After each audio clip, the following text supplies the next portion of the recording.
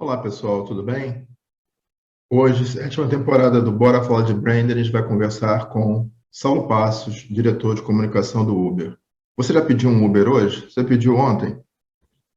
Dentro desse segmento tão disputado, que é o de transporte de passageiro, mobilidade, se eu ampliar o meu foco de visão, né? O Uber é uma marca global, é uma marca que lançou e inovou dentro desse serviço, dentro desse conceito.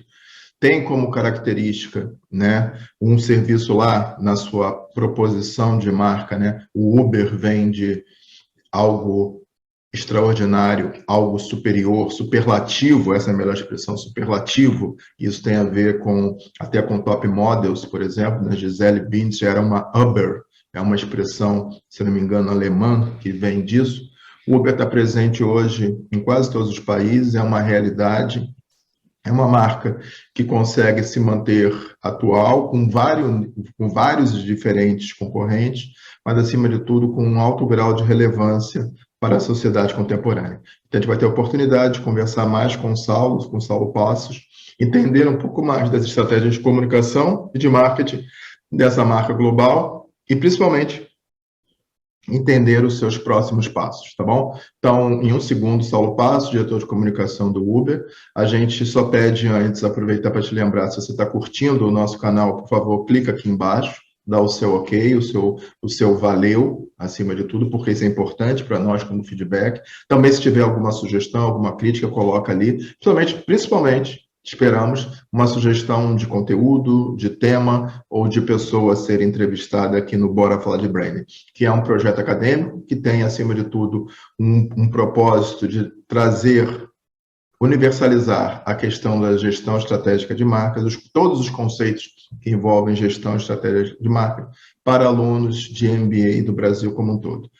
O projeto Bora Falar de Branding, como eu disse, um projeto acadêmico, ele é patrocinado pela Caliber Gestão, uma consultoria especializada em gestão de reputação, tá bom? Então, em um segundo, com vocês, Saulo Passos, diretor de comunicação do Uber, ou da Uber. Vamos aprender, acima de tudo, com ele, tá bom? Já já a gente fala. Um abraço. Bom, conforme eu falei na abertura da nossa sétima temporada, mais um episódio hoje, conversando, acima de tudo, com Saulo Passos, diretor de comunicação dessa pequena empresa local, regional, mas na realidade global e daqui a pouco, quem sabe, interestelar, que é o Uber acima de tudo. A gente vai ter a oportunidade de conversar sobre as estratégias de branding, de comunicação dessa empresa, e o Saulo vai trazer também para a gente um pouco de novos olhares e posicionamentos da organização. Primeiro de tudo, Saulo, muito obrigado. Prazer ter você aqui dentro do Bora, conversando com a gente. É sempre uma bela oportunidade para quem nos assiste, mas também, não, por que não dizer para mim também, que sou o primeiro a conhecer dos conteúdos, ter insights de pessoas, de executivos tão relevantes dentro do segmento de comunicação e marketing no Brasil. Bem-vindo. Obrigado, eu que agradeço pela oportunidade, é um prazer falar com você. Tenho acompanhado também o projeto, vi tantas pessoas que você já entrevistou, então é um prazer participar. Opa, que legal saber disso, bacana. Vamos começar então? Primeiro, a gente sempre começa, Saulo, por perguntas que são simples, mas que são inspiradoras para quem está nos assistindo, né?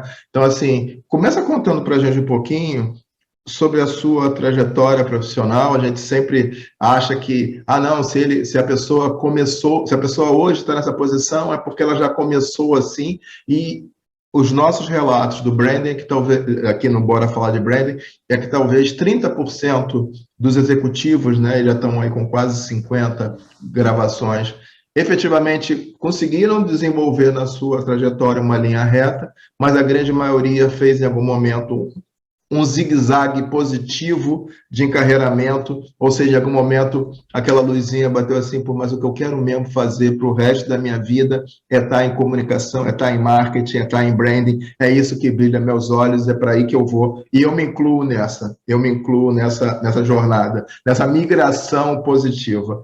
Conta para a gente, então, um pouquinho, Saulo, da sua trajetória profissional, por favor. Onde você estudou, né? O que você fez? Então vamos lá, eu sou jornalista de formação, eu estudei na Escola de Comunicações e Artes aqui da USP, em São Paulo, me formei no milênio passado ainda,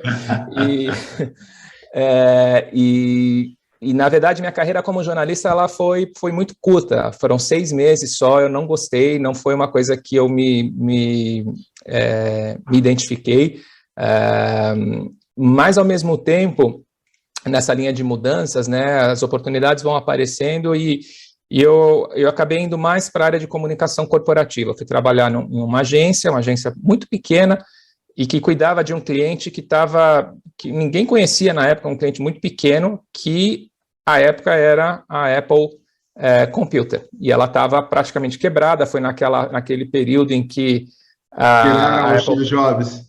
Exatamente, foi na transição, né, naquela saída do Sculley para o Jobs e aquela coisa toda, e era uma empresa que realmente estava praticamente quebrada, né, a Microsoft é que no final das contas acabou socorrendo, a empresa, enfim, virou o colosso que é hoje. Mas foi meu primeiro trabalho, foi ali o período de 1 ano numa agência, foi muito bom, e aí eu saí para trabalhar, eu acabei gostando da área do universo de agência, fui trabalhar numa segunda agência, também na área de tecnologia, e meu principal foco ali era a Microsoft, era o meu principal cliente, era né, com quem eu trabalhava, e fiquei aí, foram 2 períodos nessa agência. Pô, começa com Apple, vai para a Microsoft, tá no Uber, desculpa, daqui a pouco você tá na SpaceX, né? Só trabalha com marca que desponta, pô, parabéns. Não, então, mas o interessante a história da própria Apple é porque na época não era isso, né? Na época era uma empresa... É impressionante a gente ver a evolução da empresa nos últimos 15, 20 anos e virar o que virou, né? Microsoft já era uma empresa muito grande, muito conceituada nesse momento. E fiquei lá, eu tive 2 períodos, na verdade eu saí 1 ano, eu fui morar no Canadá, fui estudar, fiquei 1 ano lá, e voltei para a mesma empresa que eu estava, para essa mesma agência, fiquei mais 5 anos, e aí decidi sair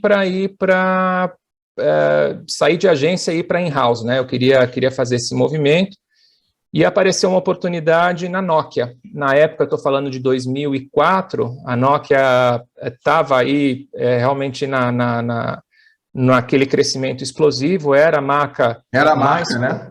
Era a marca de telefonia celular, a marca mais conhecida e uma marca muito querida, né, das pessoas, acho que muito ligada também com a própria história da Finlândia, com toda a trajetória centenária que a empresa tem. Uma coisa interessante que as pessoas muitas nem sabem, é que a Nokia ela é mais velha do que o próprio país. Quando ela foi inaugurada como empresa, a Finlândia era parte da Rússia. Ela não existia como país. E aí, em 17, teve a Revolução Bolchevique, todo mundo se distraindo ali com a Revolução, a Finlândia falou, bom, agora é o momento oportuno para eu virar independente. E aí, eles ficaram independentes. Então, o país tem pouco mais de 100 anos e a Nokia tem mais de 120. Então, foi muito interessante. E a Nokia foi uma grande escola, eu fiquei ali por quase 10 anos, tanto no momento de crescimento, que foi aí 2004, 2005, até 2008, eu te diria que foi um crescimento explosivo, até o momento de um acirramento de competição muito forte, com a chegada de iPhone e também com a chegada do Android como sistema operacional, e dali para frente uma queda grande que culmina com a venda da divisão de telefonia da Nokia para a Microsoft. Então, aí eu acabei voltando para esse mundo Microsoft, e eu e 30 mil colegas viramos funcionários da Microsoft. Eu fiquei por lá mais 1 ano, e como Microsoft 1 ano e meio, mais ou menos, quase 2 anos, e aí eu estava fora do Brasil, eu fiquei quase 10 anos fora do Brasil, fiquei primeiro nos Estados Unidos, depois na Inglaterra, em Londres, e aí eu tenho 3 filhos pequenos, e a gente achava que era o momento adequado de poder dar a convivência das crianças com os avós, e falou, bom, vamos voltar para o Brasil, que acho que depois de 10 anos já é um período bem bom. e aí nós voltamos, e aí eu fui trabalhar na Embraer. Então, aí eu continuei na área de tecnologia, mas aí muito mais falando de tecnologia aeroespacial, né, falando de aviões e tudo mais, e também foi uma experiência espetacular, foram 2 anos muito frutíferos, muito proveitosos, aprendi muito numa indústria que eu não conhecia absolutamente nada, e muito feliz. Mas aí, em 2017, apareceu a Uber na história, com uma daquelas oportunidades únicas na vida em que aparece uma empresa que virou verbo, né, e é muito difícil você ter essa chance, e apareceu, e aí realmente eu não pensei 2 vezes e acabei entrando, e estou lá faz quase 5 anos aí. Se eu só voltar algumas coisas que você falou, Saulo, primeiro assim, né, eu nunca fui ao Canadá, eu conheço vários países do exterior, nunca fui ao Canadá, mas todas as impressões que me chegam é de um lugar fantástico, né? O tal da cidade, espetacular. a tal da cidade que está debaixo da terra por causa do frio, Sim. etc. e tal. Então, assim, é um dos lugares que eu pretendo conhecer é o Canadá. Vale a pena. Vale a pena, sem segunda, dúvida nenhuma. A segunda, eu estou vendo aqui a minha cola, desculpa não estar olhando direto para você, Tranquilo. estou vendo a minha cola. A segunda, eu fiquei pensando aqui, anotei, né, a Nokia. Você usou uma expressão assim, todo mundo, eu acho que quem tem mais de 30 anos, quem tem mais de 30 anos já teve um Nokia na vida, né? Então, por exemplo, eu mesmo tenho filhos de 25 e 22 anos e eles tiveram um Nokia lá E assim, eu tinha o meu Nokia, que ele era um flip, que ele fazia assim, e era uma potência, né? Então, você usou uma expressão de uma marca admirada, a Nokia era uma marca muito admirada, né? E que, como outras, até da Varig, onde eu trabalhei, se perdeu na poeira do vento. Infelizmente, ela se perde na poeira do vento, mas se você fizesse hoje, ela é uma marca que ainda tem um vínculo emocional, porque significa, de alguma forma, estou pensando aqui, para muitos, a iniciação nesse universo de mobilidade, de celular, né, de universo móvel, acima de tudo. E a outra que, só para terminar, né, a outra que você fala da Embraer, eu tive a oportunidade, eu primeiro trabalhei em aviação, né, e segundo que eu tive a oportunidade de ir a São José dos Campos, anos e anos atrás, conhecer um pouco da Embraer. Eu acho que é uma marca que os brasileiros não têm o vínculo com a marca, com a brasilidade que deveriam ter. A gente fala de Embraer, mas ela não consegue criar, eu estou pensando alto, um pensar meu, né? Ter a conexão que outras marcas brasileiras, como Petrobras, lógico, aí é um produto de varejo, mas como a própria Vale, que é mineração, que também é um negócio distante para a sociedade, né? E outras marcas têm. A Embraer, ela precisaria ter, eu acho que ela teve isso na década de 70, 80, ela precisava ter esse maior, a sociedade perceber ela como um grande tesouro brasileiro, pelo investimento que ela está num segmento de ponta, competindo com empresas de ponta do Canadá, com a Boeing, com a Airbus, esqueci do Canadá, outro lá que tem. Bombardier. Então, assim, é um orgulho. Engenheiros nacionais, tecnologia nacional, fabricação. Hoje ela tem fabricação em várias partes do mundo, mas fabricação por muito tempo só no Brasil, e a sociedade brasileira não tem esse vínculo com a marca. Esse é um outro ponto para quem está nos acompanhando, quiser acompanhar. A marca Embraer é uma marca a ser estudada acima de tudo. E aí, vamos lá, 5 anos de Uber, 2017 até os dias de hoje. Então, a gente... E aí, para começar, eu sou muito curioso, né? Estou vendo aqui, né? Go to brunch, go out of town, go protein ball, some place, get sunscreen to a show, por aí vai, né? Não é aula de inglês, mas a gente pegou, acima de tudo, o espírito da coisa. E aí você contou um pouco para a gente que isso espelha, e aí eu gostaria que você falasse, né? Desse posicionamento do Uber. Pode traduzir para a gente, contar para a gente sobre isso? Claro, a Uber, quando ela começou 10 anos atrás, ela tinha uma ideia muito, enfim, o conceito em si é simples, que é você apertar um botão e ter acesso a um carro de maneira imediata, obviamente com uma tecnologia e uma complexidade gigantesca por trás para fazer com que essa mágica acontecesse. E ela só cresceu exatamente porque o serviço é mágico, realmente, até então, e eu me lembro, você vai se lembrar também na área de tecnologia, eu me lembro das feiras que nós tínhamos aqui no Brasil, uma delas bem conhecida que era a FenaSoft, e eu me lembro que a gente tinha que se programar com muita antecedência para conseguir um transporte que nos levasse de casa ou do escritório até lá. Quando chovia, então, era aquele Deus nos acuda, porque todo o planejamento tinha ido para o buraco, né? E você tinha que ir lá pelo menos 1 hora de antecedência, né? Tinha a história do boleto que você tinha que colocar, ligar para a central e falar com não sei quem, falar com a Cleide, consegue aí um carro para mim, por favor, não sei o que, aquela coisa toda. E a partir do momento que você aperta um botão e aquilo se materializa em 3 minutos, 4 minutos, 5 minutos, aparece um carro na sua frente, aquela experiência mudou completamente, né? Isso foi o que fez a Uber crescer, a velocidade e a conexão que tem com o serviço por conta dessa mágica por trás. Mas, mais ou menos 5 anos atrás, essa mesma mágica que era feita para apertar o botão e ter um carro na frente da sua casa, começaram um projeto piloto no Canadá, curiosamente, para falar, olha, será que a gente não consegue fazer a mesma coisa com entrega de comida? Isso eu estou falando, né, de 5 anos atrás, pré-pandemia, enfim, não tinha, né, nem se visualizava nada desse cenário que a gente tem hoje, e falar, olha, de repente a gente consegue aplicar a mesma tecnologia para fazer a entrega, só que não o transporte, né, a locomoção de pessoas, mas nesse caso a locomoção de itens e aí de comida. E começaram com um pequeno teste, isso foi se expandindo,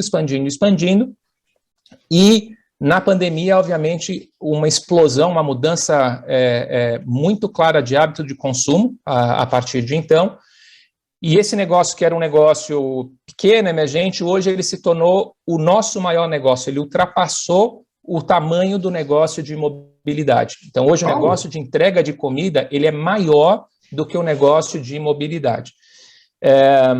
Desculpa, usando a submarca Uber Eats, no caso de comida especificamente. Exatamente, como com a marca Uber Eats. Mas nos últimos 2 anos a gente falou, mas espera aí, essa mesma lógica que a gente tem para fazer a entrega de comida, seja o hambúrguer, a salada, seja lá o que for, a gente consegue ir mais além. A gente consegue fazer isso para entregar outras categorias também que hoje não necessariamente estão no nosso radar. E aí eu estou falando de farmácia... Sunscreen.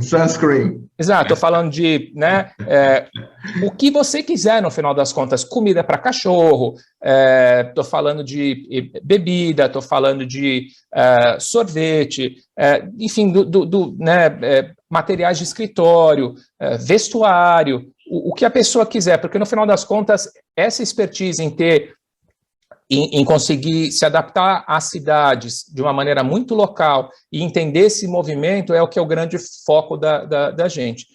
E essa visão ela foi potencializada pela aquisição de uma companhia, uma startup chilena chamada Cornershop, e essa empresa Cornershop, nós adquirimos, a gente começou as conversas aí há 2 anos com eles, e é uma companhia, é o primeiro unicórnio chileno, foi uma companhia que tem um serviço de atenção ao consumidor espetacular, e nós adquirimos essa companhia, e essa companhia hoje é o que está impulsionando exatamente essa expansão para outras categorias de negócio. Então, aquela marca que era uma marca de você apertar o botão e ter um carro, hoje você aperta o botão e você pode ir para onde você quiser e trazer o que você quiser para sua casa. Então, é o que a gente coloca ali de maneira resumida, né, em inglês, go anywhere and get anything, né? Então, você pode ir para onde você quiser e você pode trazer o que você quiser até você. E essa intermediação, a gente quer ser parte dessa história. Então, é aí que veio esse novo posicionamento de marca, já ao longo do último ano, eu te diria, isso tem se consolidado. Go Anywhere, Get Anything. Maravilhoso. E aí está aqui a pluralidade de coisas, por exemplo, propostas. Mas deixa eu te fazer uma pergunta, né? Fui anotando aqui. Eu já tinha lido sobre Corner Shop, nada muito profundo, mas eu já tinha lido esse padrão de atendimento, de atenção ao consumidor que você fala. Mas é só para entender, no momento que o Uber compra a Corner Shop, ela vira uma submarca ou vocês mudam para Uber Delivery, sei lá, Uber? A gente fez um pequeno ajuste, então hoje chama-se Corner Shop by Uber, então esse é o nome da nova marca. Famoso Exato. endosso. Exato, ela virou, porque também teve uma discussão ali importante de quanto a gente quer que essa marca continue, quanto ela, né, como as típicas discussões aí de marca, né, que atributos ela traz mais forte ou não, e etc, etc.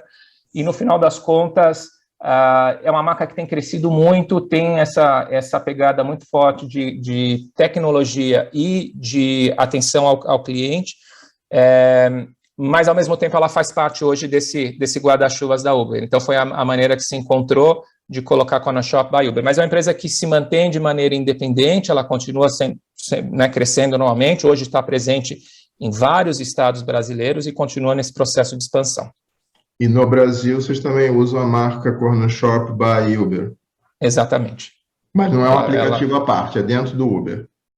Ela tem, hoje você já consegue ter uma integração dentro do próprio aplicativo da Uber. Se você abrir o aplicativo, você vai ver que ele te dá a opção de fazer uma viagem ou pedir algum item, né? Então você pode, enfim, encontrar outras alternativas.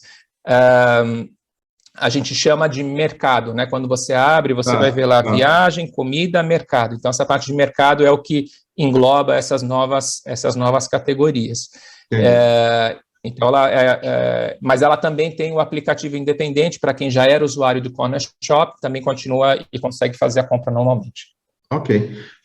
Eu não sei se é lenda, mas na dúvida eu dissemino esse conceito e até falei aqui na abertura, você não estava ainda, que o Uber, na realidade, é um nome que vem do alemão e tem a ver com um superlativo. Né? Então, a Gisele Bündchen é uma Uber, ou foi uma Uber, Cindy Crawford, por aí vai. Né? Faz sentido? Estou certo ou estou errado? Ou estou proliferando fake news?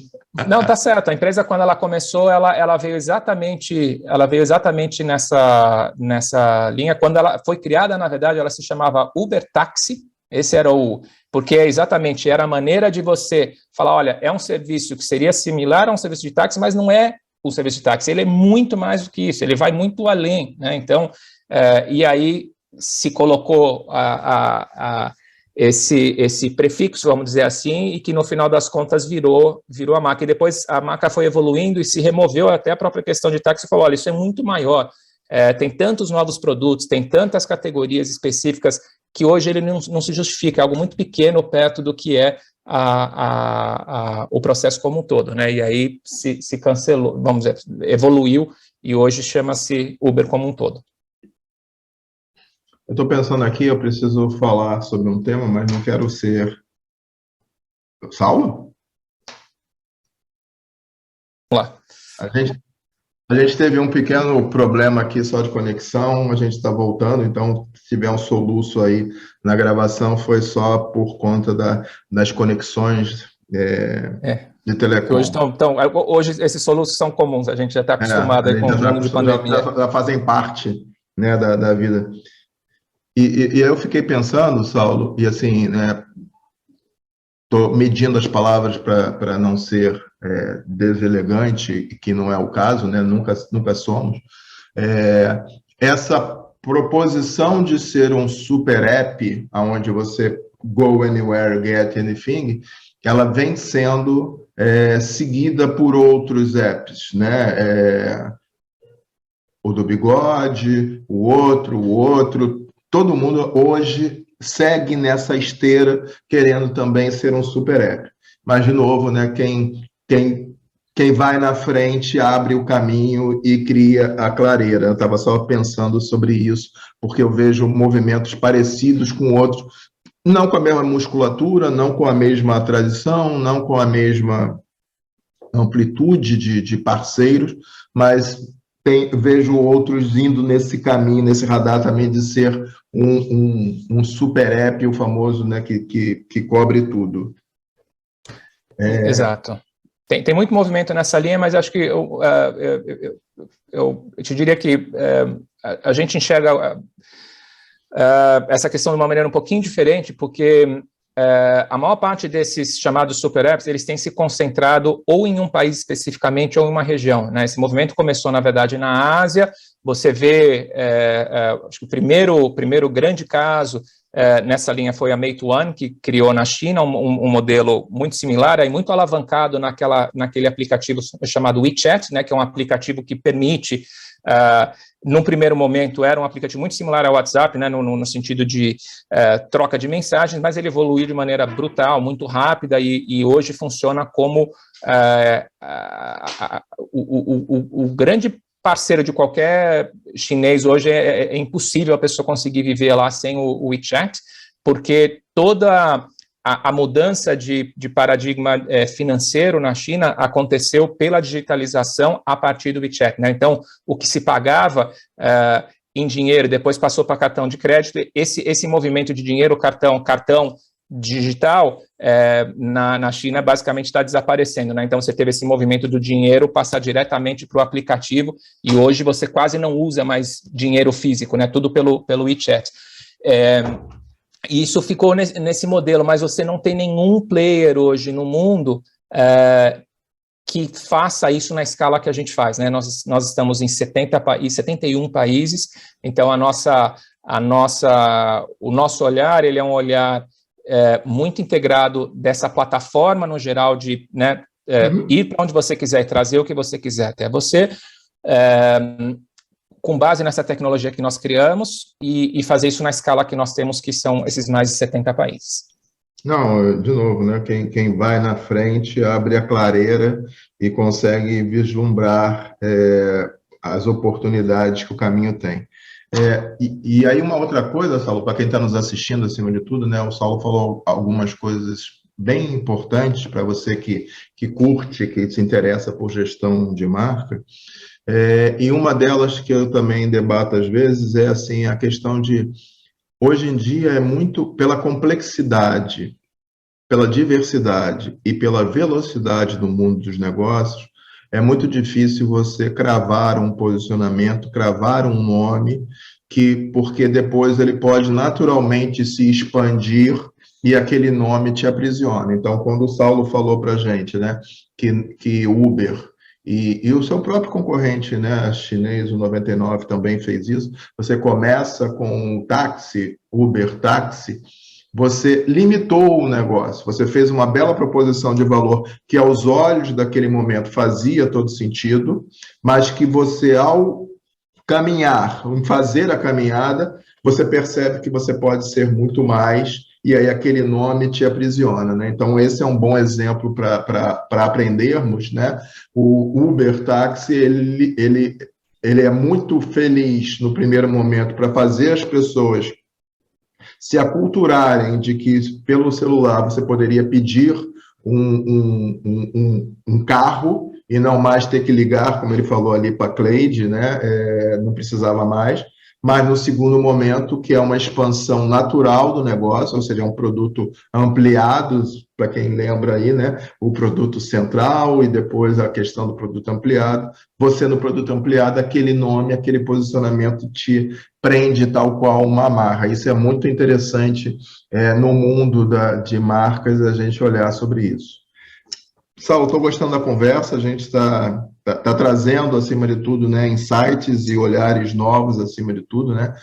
Conta para a gente um pouquinho, né, dentro dessa sua caminhada aí, desses seus 5 anos de Uber, né, um pouco do que são 2 ou 3 grandes desafios de gerenciar a comunicação de uma empresa como essa, porque eu entendo que, assim, é uma marca hoje de alta familiaridade, é uma marca hoje que está presente, sei lá, chutaria eu, 70%, 80% ou 90% dos celulares urbanos, lógico que eu estou numa área rural, eu não uso Uber, né? Quais são os teus 2 ou 3 grandes desafios de ser um gestor de comunicação de uma empresa como essa?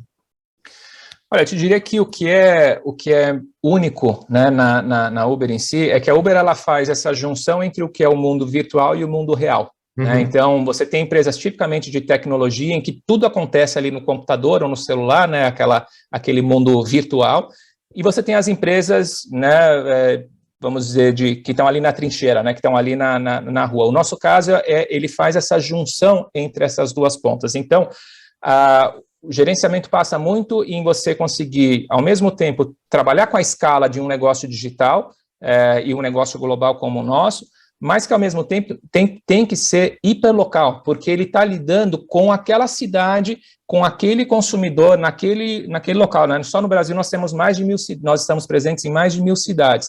Então, como é que a gente lida com as especificidades que você tem em Floriano, no Piauí, e ao mesmo tempo em Porto Alegre, e ao mesmo tempo no Jalapão, ou seja lá onde for, né? Então, como é que você lida com toda essa complexidade? Então, acho que esse é um dos desafios importantes que a gente tem. Ao mesmo tempo, a própria evolução do serviço em si da marca, né? Como a gente comentava ali, de como é que você sai daquele serviço que faz parte do dia a dia, né, aquela porta de entrada pelo serviço, vamos dizer, mais tradicional, e você expande isso mostrando que hoje esse universo ele vai muito além. Então, acho que esse é um outro desafio importante. Então, se eu entendi para quem está nos acompanhando aqui, é a dor e a delícia de ser uma empresa com escala global, mas ter um toque, uma relevância local, né? Eu não posso Exatamente. Só ficar no global, porque senão eu não faço parte da comunidade do Jalapão ou de Floriano, como ele falou. E o segundo, eu estou olhando aqui a minha cola, né? O conseguir demonstrar que, olha, a gente começou a nossa conversa por esse ponto, que era pedir um carro, mas hoje a nossa conversa nosso relacionamento pode ser muito maior do que essa, que faz sentido com Go, Anywhere, Get Anything, né? Então... E eu te diria que talvez um terceiro ponto também muito importante é que a gente tem 2 tipos de clientes, né? A gente tem o que é o cliente final, que, como eu, você, enfim, que nós pedimos ali o serviço, mas a gente tem um universo que no Brasil são mais de 1 milhão de pessoas que hoje dependem da Uber para geração de renda. Então, esse cliente, que seja ele o motorista, seja ele o entregador, são essas pessoas que estão na linha de frente do nosso negócio e são as pessoas que hoje conseguem, principalmente agora no cenário de pandemia, estão conseguindo chegar até o final do mês porque eles encontraram essa oportunidade.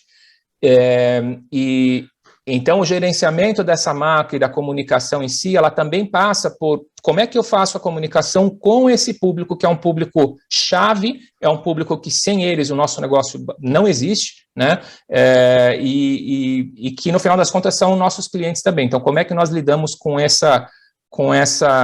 esse triângulo entre Uber, consumidor final e o que a gente chama de earners, né, que são as pessoas que ganham dinheiro na plataforma, né, que no Brasil nós estamos falando aí de mais de 1 milhão de pessoas. Eu me lembro, Saulo, o tempo passa rápido, né? Mas eu me lembro de uma comunicação, acho que 4 ou 5 anos atrás, que era uma comunicação num tom muito emocional do Uber, que era assim, era um out of home. Estou visualizando assim, né? Eu sou a Márcia, eu dirijo o Uber para pagar o meu estudo. Eu sou o Pedro, eu trabalho no Uber para, sei lá, pagar a minha casa, para não sei o quê, né? Eu me lembro muito dessa comunicação num tom muito emocional, ou seja, tirando do foco o global e trazendo e da corporação e trazendo, acima de tudo, para... Eu sou Uber porque isso, como você falou, é a minha renda, é a minha oportunidade. Eu acho que, se não me engano, foi no final, essa campanha aconteceu, se não me engano, No final Entre 17 e 18. Isso, eu ia falar Foi no por final aí, do foi. governo Dilma, Temer, mais ou menos Exato. isso. Exatamente, isso mesmo. Exato. Foi bem por aí. E é um público que é chave para a gente, é um público que é fundamental. O nosso negócio ele tá centrado nisso, a gente sem eles não existe. Mas ao mesmo tempo ele traz um desafio importante, porque quando você olha mercados como a América Latina, em particular o Brasil, que são mercados muito sensíveis a preço, como é que você lida com essa dicotomia entre, olha, eu preciso ter um serviço que é acessível e se eu pudesse dizer, se pudesse ter um adjetivo para Uber, é que é um serviço extremamente democrático, né, um serviço que chega em todos os lugares, ele não faz distinção nesse aspecto. Como é que eu consigo chegar nas camadas mais impactadas economicamente, né, da população, e, ao mesmo tempo, eu consigo fazer com que esse negócio seja eficiente o suficiente para que esse motorista também ganhe dinheiro. Porque não adianta eu colocar um preço lá em cima, que o motorista, de repente, vai ficar muito feliz, mas, ao mesmo tempo, quem é usuário vai falar, olha, esse serviço está muito caro para mim, então hoje já não vale a pena. E eu também não posso colocar esse preço lá embaixo, porque nós que estamos pagando... Você mata 1 milhão e 100... Exato. Então, encontrar esse equilíbrio e lidar com essa dualidade é algo permanente. Aí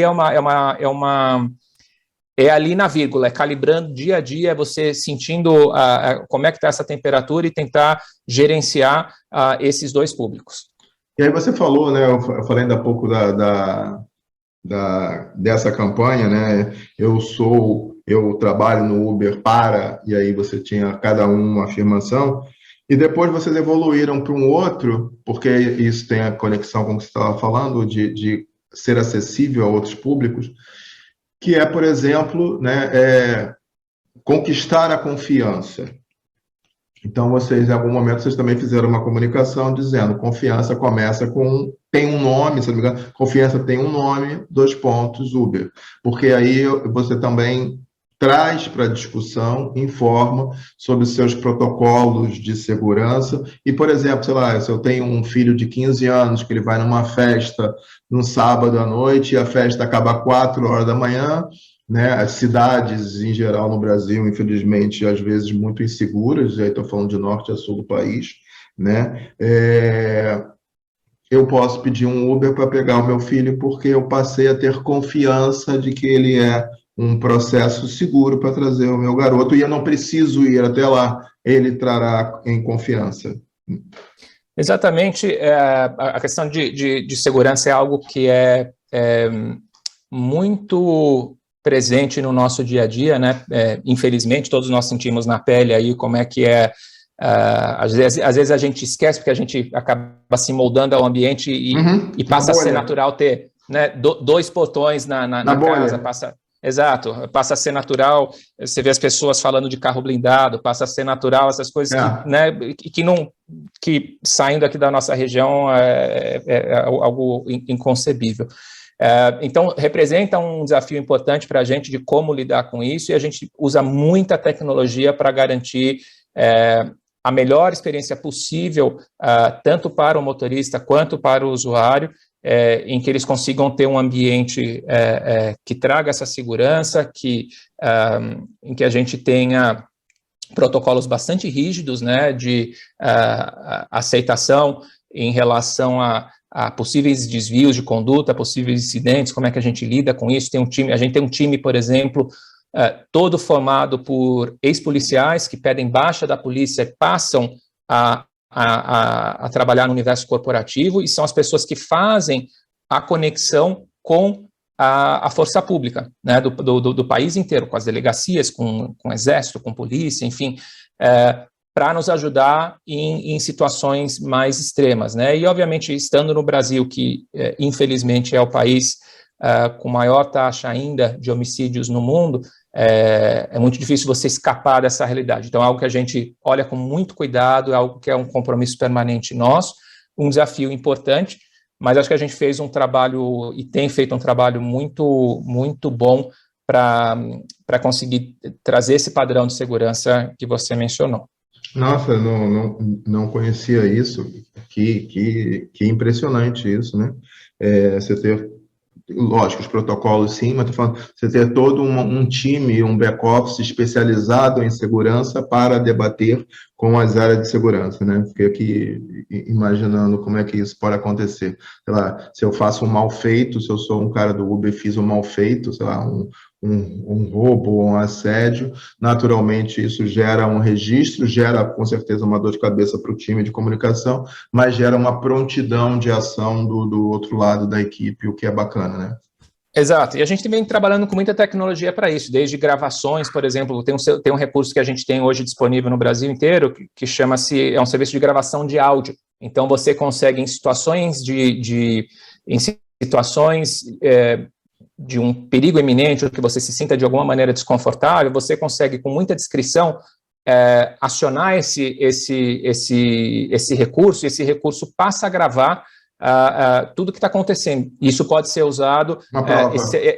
É uma prova. Como prova, exato. E esse serviço a gente é totalmente criptografado, então a gente trabalha com código específico, isso é bloqueado e é enviado diretamente para uma central, e em processo de investigação, qualquer coisa do gênero, ele pode ser usado. Então, tem muita tecnologia por trás para trazer essa melhor experiência possível para os usuários. Tá bom. Vamos voltar a falar da parte alegre, azul, feliz, né? O sunscreen, como está ali. Me fala, por favor,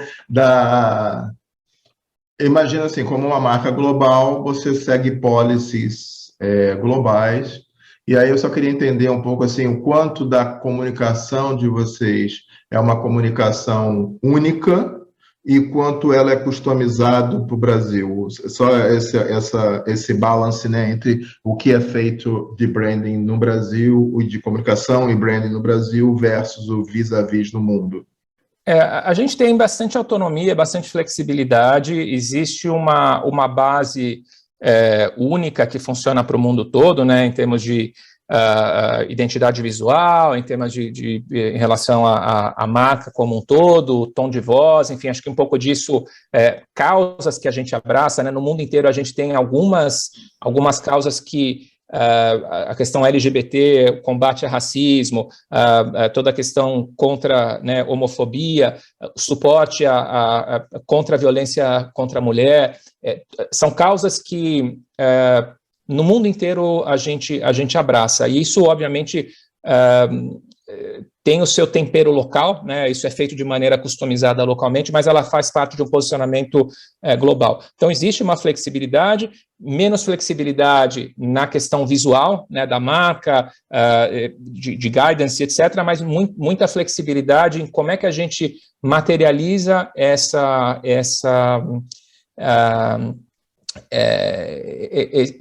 esse guia básico do ponto de vista local. Entendi.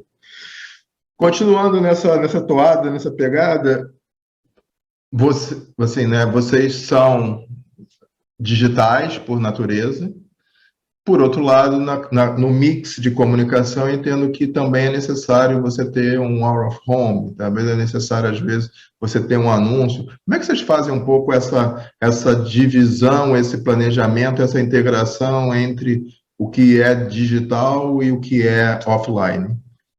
A gente trabalha, além desses dois canais, né, do que é, vamos dizer, o tradicional digital, usando redes sociais, o ambiente né, mais convencional, mas a gente tem um canal que talvez seja aí um pouco mais diferente em relação a outras indústrias, que é exatamente essa comunicação com esse mais de 1 milhão de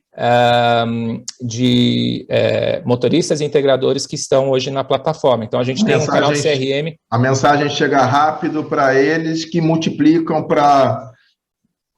Exato, e ela tem que chegar não só rápido, mas ela tem que chegar falando aquela linguagem, que é uma linguagem que vai ser provavelmente, ou em muitos casos, realmente ela é diferente da linguagem que a gente usa com o usuário final, ou até do ponto de vista institucional. Então, como é que a gente customiza e trabalha com cada uma dessas?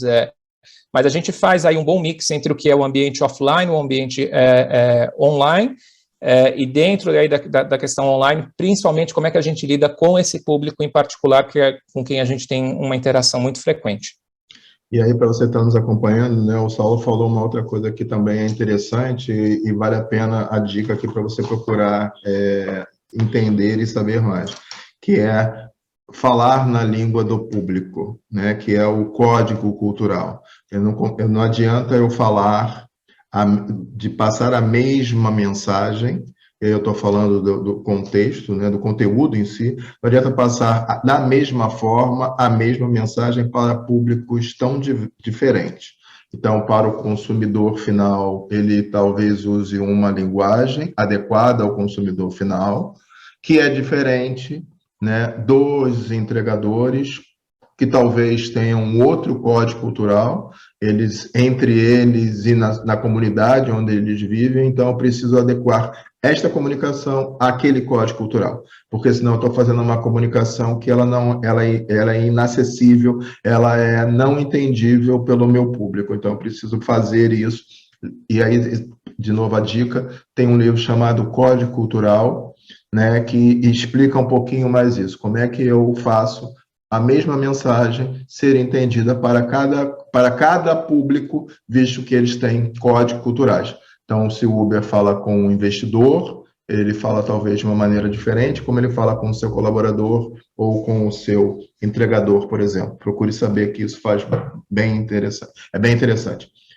Saulo, estamos indo aqui para as últimas perguntas, estou adorando a nossa conversa, né? Primeiro de tudo, como é que vocês, enquanto equipe, gerenciam a experiência de quem usa o Uber, né? Como é que essa jornada, hoje eu estou olhando só isso, mas daqui a pouco amanhã eu posso pedir isso, posso pedir aquilo, eu posso pedir não somente, sei lá, à noite, eu posso pedir o dia todo, eu posso desistir de ter um carro, eu posso passar a ser 100% de mobilidade pelo Uber e desistir de ter carro, seguro, IPTU, IPVA, né? Como é que vocês gerenciam essa experiência do cliente com toda essa Uber? Toda no sentido de go anywhere, get anything. Exato, ela começa por entender que esse cliente, embora ele seja um cliente único, ele tem necessidades que vão variar ao longo do dia e da situação em que ele esteja vivenciando, né? Então, você tem aquele consumidor que tem um uso clássico, vamos dizer assim, do serviço de mobilidade, que pela manhã aquela pessoa sai para ir ao escritório, obviamente num contexto em que essa opção é possível, né, em que a gente consiga ir ao escritório, e retorna ao final do dia, vamos dizer assim. Esse usuário é o usuário clássico que faz essa utilização. Mas aí você tem uma série de opções de outros tipos de uso da plataforma que começam, por exemplo, com a questão do pedido de comida. Então, aí aquele caso de alguém que vai na hora do almoço pedir ou na hora do jantar pedir, mas ele vai aumentando. Pode ter uma dor de cabeça no meio do dia, pode precisar de um material de escritório para a impressora dele que está em casa, né? E muita gente fala assim, puxa, será que vale a pena eu sair de casa, quem tem carro ainda, né? Pegar o carro, ir até um lugar, aí eu não encontro estacionamento, quando eu encontro eu tenho que pagar. Aí eu desço, pego, não sei o que, tem aquela burocracia, eu entro e tem fila, e saio, quer pagar no crédito, no débito, aí o PIN não funciona, isso aqui, aquela coisa toda.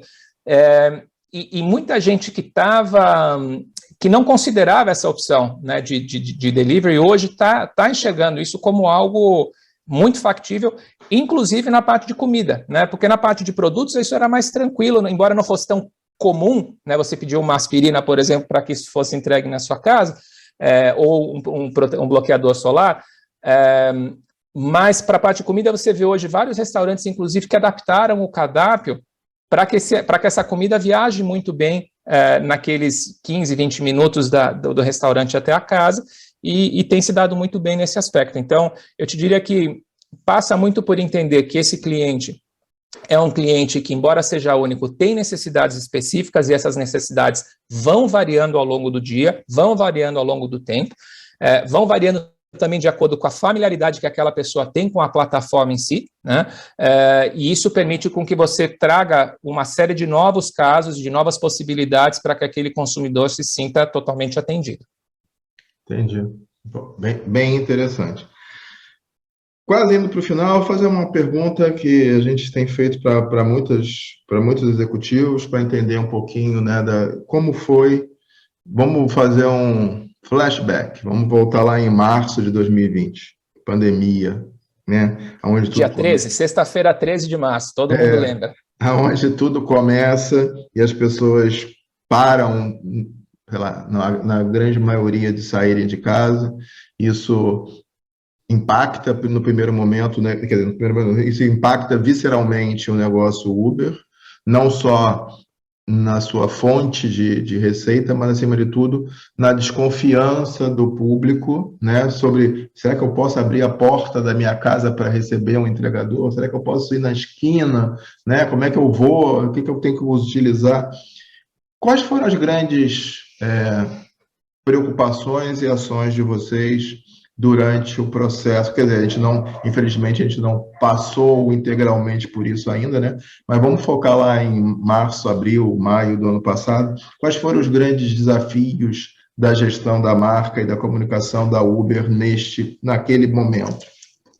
Nós tomamos uma série de ações, algumas de curtíssimo prazo, muito imediato a partir de março, e outras à medida em que a pandemia foi evoluindo, a gente foi também entendendo muito mais a dimensão e o impacto que ela poderia ter.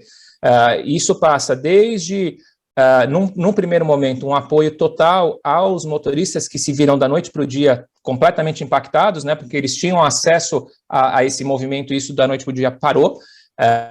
Então, como é que a gente encontrava maneiras alternativas para que esse motorista pudesse seguir adiante? Então, por exemplo, na pandemia a gente criou um produto chamado Uber Flash, que é um produto em que esse motorista passava a levar não mais pessoas, mas levar itens, presentes, qualquer coisa que você quisesse transportar de um ponto A para um ponto B, sem ter o contato com essa pessoa. Foi um produto desenvolvido a toque de caixa, muito rápido, e que permitiu que muitas pessoas abrissem esses horizontes para outras oportunidades. À medida em que foi ficando mais claro como é que era o impacto da pandemia, então a gente começou a implementar medidas para minimizar o impacto junto a esse público e aos usuários em si. Então, por exemplo, uso de máscaras, obrigatório e verificado por selfie dentro da plataforma. Sem a máscara, não tem viagem. A gente fez parceria, por exemplo, com a Lisoform para fazer toda a limpeza e higienização de milhares e milhares de veículos espalhados por todo o país. Nós fizemos mais de 20 centros em que os motoristas podiam ir lá, ficavam 1 hora, eles tinham o carro completamente higienizado, e não só higienizado, como vários deles, talvez você tenha visto, colocaram, a gente fez uma parceria para ter um painel de acrílico que protegia, e obviamente você não tem como proteger 100%, mas ele criava mais uma barreira natural para diminuir essa expansão do vírus. Então, além de você ter a máscara, além dos vidros estarem abertos, você criava uma barreira natural permitindo. Então, ações como essa nós começamos a fazer. E à medida em que a vacina se tornou disponível, nós entramos de cabeça nisso, oferecendo viagens grátis para as pessoas irem aos centros de vacinações, oferecendo incentivo financeiro para que os motoristas também pudessem se vacinar. Nós fechamos acordo com uma série de prefeituras espalhadas pelo Brasil inteiro para fazer isso. Uma das ações também importante, com a parada de movimento, os bancos de sangue, de repente, ficaram sem estoque, porque as pessoas não iam mais aos hospitais exatamente por conta da pandemia. Então, nós conseguimos fechar parcerias com uma série de bancos de sangue para que as pessoas pudessem ir em segurança até esses locais fazer a doação de sangue, isso de maneira gratuita, com viagens que foram dadas por nós. E isso se mantém, a gente vem fazendo uma série de ações ao longo do tempo. Né? Ninguém sabe exatamente, todo mundo espera que a pandemia esteja realmente aí próxima do seu término, mas é algo que a gente vem se adaptando, vem tentando entender, contribuindo com políticas específicas, como é o caso de vacinação, de suporte a esses mais de 1 milhão de motoristas e entregadores, além da população, né, que no caso do Brasil nós temos mais de 22 milhões de pessoas que utilizam o serviço da Uber. Então, como é que a gente dá esse suporte para todo mundo.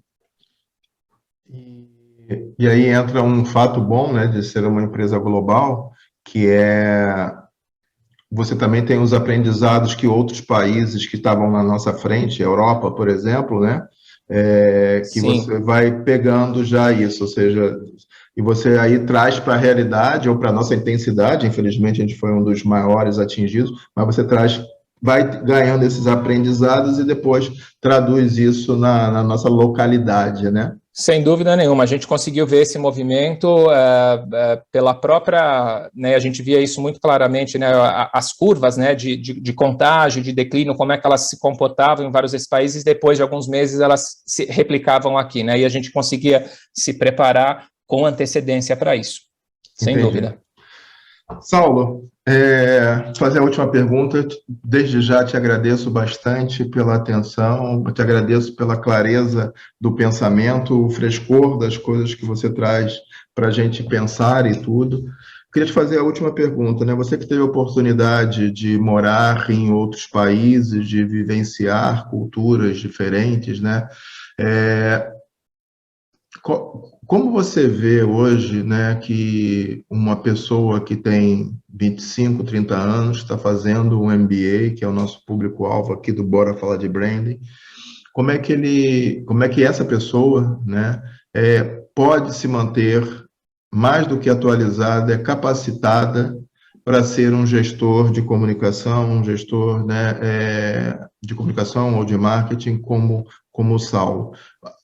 Aonde eu coloco, visto que hoje todo mundo tem uma overdose, um overload de informação e tudo, né? Mas aonde eu coloco para onde eu olho, para onde eu miro a minha vela para estar alinhado com o vento, né? Para ser um gestor como o Saulo. Que sugestões você daria? Olha, assim, eu posso dar em linhas gerais. No meu caso em particular, a maior parte das vezes que eu tentei planejar alguma coisa, olha, vai acontecer dessa maneira, eu vou fazer assim, tal, deu errado. Não funcionou.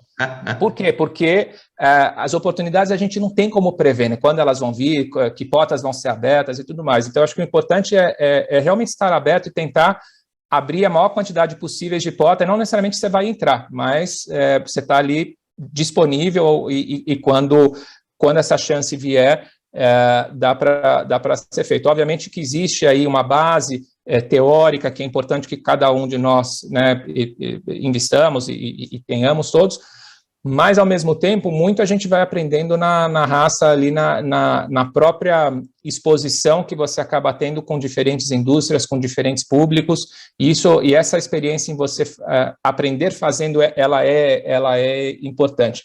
Agora, óbvio, ter algumas ideias de para onde você quer seguir, acho que, óbvio, ela é importante. Eu, logo no começo da minha carreira, eu tenho esses dois momentos de transição, um de sair de agência e ir para o ambiente interno, eu queria fazer, mas não sabia onde ia ser, quando e etc., mas eu estava preparado e quando apareceu a oportunidade, eu agarrei.